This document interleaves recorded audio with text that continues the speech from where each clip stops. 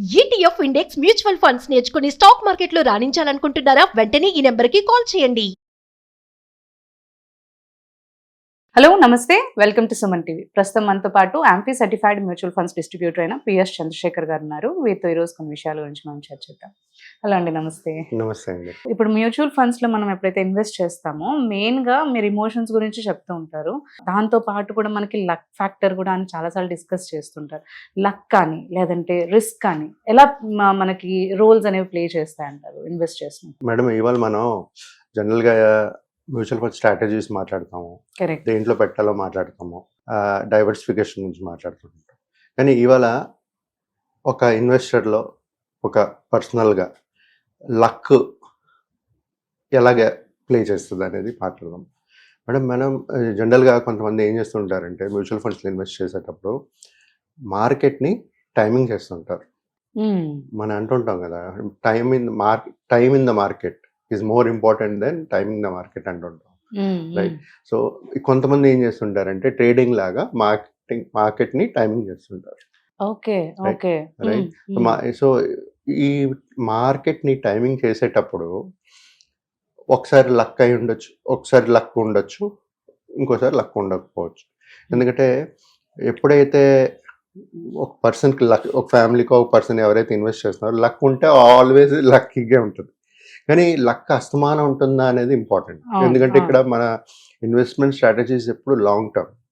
మనకి ఒక పెద్ద గోల్, ఒక పెద్ద కార్పస్, పెద్ద గోల్ కావాలి, ఒక పెద్ద కార్పస్తో కాబట్టి లక్ కంటిన్యూటీ ఉండాలి.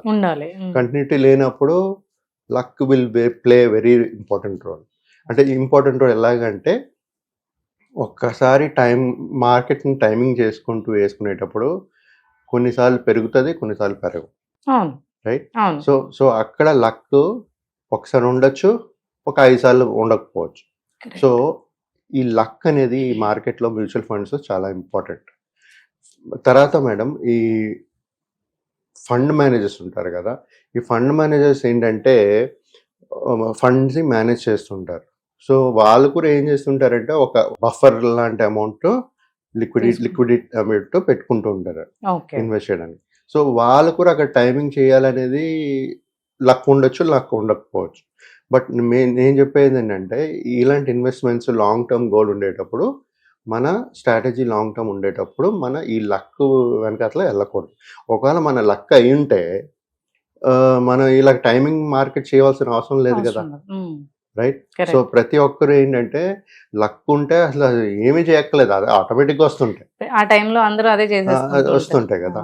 సో ఆ లక్ కంట మన రిస్క్స్ అండర్స్టాండ్ చేసుకోవాలి. ఓకే మేడం, ఇప్పుడు ఈ లక్ నుంచి లక్ ఆలోచిస్తుంటారు. లక్ ఒకవేళ లేదనుకోండి, దాని నుంచి మనం ఎలా బయటకు రావాలనేది కూడా తెలియాలి. నష్టపోవచ్చు కదా, లక్ ఇది పెట్టి టైమింగ్ చేసి మనం డబ్బులు సంపాదించుదాం అనుకుంటున్న వాళ్ళు సంపాదించుకోవచ్చు. కానీ అక్కడి నుంచి మళ్ళీ బయటకు ఎలా రావాలి అనేది కూడా తెలుసుకోవాలి, ప్లానింగ్ ఉండాలి. ఇది కాకుండా మేడం రిస్క్, మ్యూచువల్ ఫండ్స్లో రిస్క్లు ఎలాంటి రిస్క్లు ఉంటాయి? ఒకటి మార్కెట్ రిస్క్.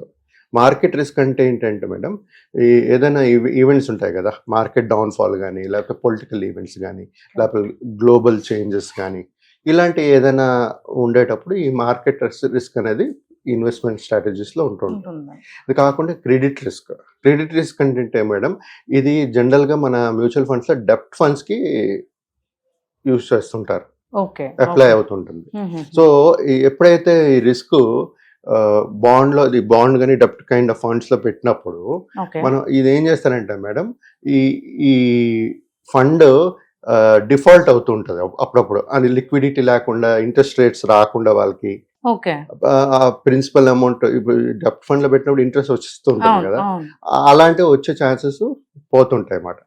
సో అలాంటి రిస్క్ కూడా ఉంటుంది, దాన్ని క్రెడిట్ రిస్క్ అంటారు. అంటే అది మార్కెట్ ని బట్టి డిఫాల్ట్ గా చేంజ్ చేసుకుంటారు. ఇంట్రెస్ట్ రేట్ ఎప్పుడైతే వాళ్ళకి ఇంట్రెస్ట్ రేట్ రాపో ఛాన్సెస్ ఉంటాయో దాన్ని క్రెడిట్ రిస్క్ అంటారు. ఇలాంటి ఇన్స్ట్రుమెంట్స్ డెప్ట్ ఫండ్స్ లో కనబడుతుంది మనకి ఈ రిస్క్ అనేది. ఇది కాకుండా మేడం తర్వాత ఇంట్రెస్ట్ రేట్ రిస్క్, తర్వాత లిక్విడిటీ రిస్క్. లిక్విడిటీ రిస్క్ అంటే ఏదైనా ఒక దాంట్లో పెట్టేటప్పుడు ఒక లిక్విడిటీ అమౌంట్ అనేది బఫర్ కింద పెట్టుకుంటుంటారు. అది ఉండకపోతే మనకి మార్కెట్ ఆపర్చునిటీ వచ్చినప్పుడు కొనలేము, ప్లస్ రిడమ్షన్ వచ్చేటప్పుడు ఆ రిడమ్షన్ని ఫుల్ఫిల్ చేయడానికి ఆ లిక్విడిటీ అనేది ఉండాలి. అలాంటి రిస్క్ ఎఫెక్ట్స్ కూడా ఈ మార్కెట్ సినారియోస్లో కనబడుతుంటుంది. Okay madam. ఇది కాకుండా మేడం మీరు చూసుకుంటే ఇన్ఫ్లేషన్ రిస్క్, మనం ఎవరైనా ఒక ఇన్వెస్టర్ ఇన్వెస్ట్ చేస్తూ ఉంటారు కదా, వాళ్ళు ఏంటంటే మన రిటర్న్స్ మన జనరల్గా మాట్లాడుతుంటారు 12 to 15% ఇన్ఫ్లేషన్ బీట్ చేస్తూ మన రిటర్న్స్ రావాలని. సో అక్కడ ఇన్ఫ్లేషన్ పెరుగుతున్నప్పుడు మన రిటర్న్స్ కూడా అదే లెవెల్లో వచ్చిందనుకోండి, మనం వెల్త్ క్రియేట్ చేయట్లేదు.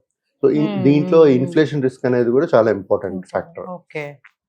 తర్వాత ఈ రిస్క్ని మేనేజ్ చేయడం, అంటే ఒక మేనేజర్ రిస్క్ ఈ ఇన్ఫ్లేషన్, ఈ వచ్చే ప్రాఫిట్స్ రిటర్న్స్ ఈ మేనేజ్ చేయడం అనేది కూడా ఒక రిస్క్.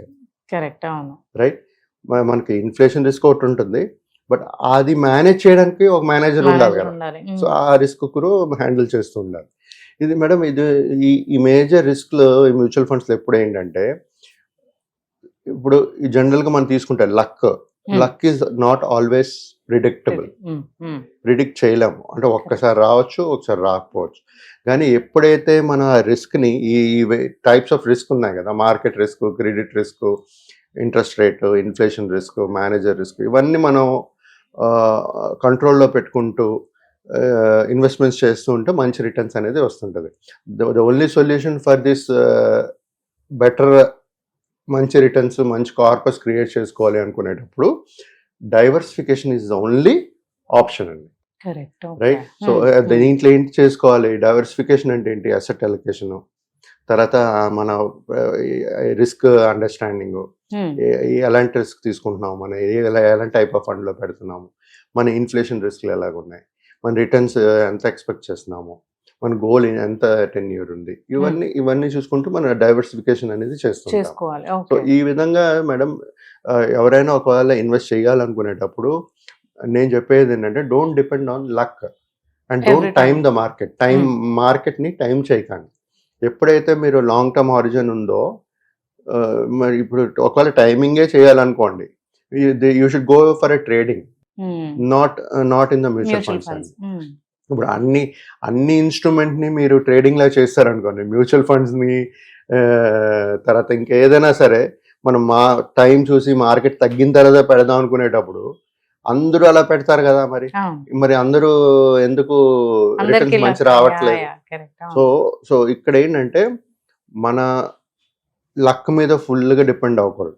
ట్రై చేయొచ్చు, మీద డబ్బులుండే, ఇప్పుడు ఫర్ ఎగ్జాంపుల్ మీరు ఒక సిప్ కడుతున్నారు, మీద ఒక లంసమ్ ఉంది, అప్పుడు మీరు ఏం చేయాలి, అప్పుడు మీరు ఆ లంసమ్ ఏదైతే ఇన్వెస్ట్ చేయాలనుకుంటున్నారో అప్పుడు మార్కెట్ పడినప్పుడు పెట్టండి, బట్ సిప్ అనేది కంటిన్యూ చేస్తుండండి. Right. So the combination of luck, risk management ఉంటుంది. సో ఈ రెండు కలిపితే మనం మంచి ఒక పోర్ట్ఫోలియో క్రియేట్ చేసుకుంటూ దాని మీద వెళ్తే ఇంకా లాస్ అయ్యే ఛాన్సెస్ ఉండదు.